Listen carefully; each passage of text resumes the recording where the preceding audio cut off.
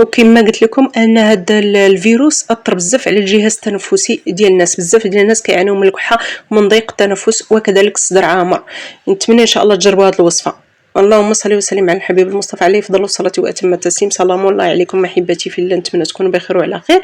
نتوما كتشاهدوا هذا الفيديو. هنايا غنحتاجوا بالنسبه للوصفه ملعقه من مطحون عرقسوس، وكذلك ملعقه من نافع وحبه الحلاوه مخلطين او لا اليانسون والشمر.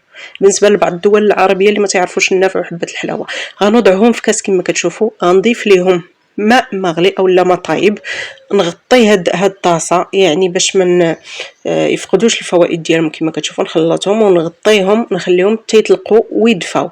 غنصفي هاد المواد او هاد الخليط ديالنا، غنصفي غنحصل على شاي، واحد الشاي روعه وحق الله العظيم. جربوه الناس اللي كيعانيو من الارق، من المشاكل في الجهاز التنفسي، اقسم بالله لا روعه. ما تحتاجوا لا تحليوه لا بالعسل لا بالسكر، فيه واحد المذاق رائع. نتمنى ان شاء الله تجربوا وردوا عليا.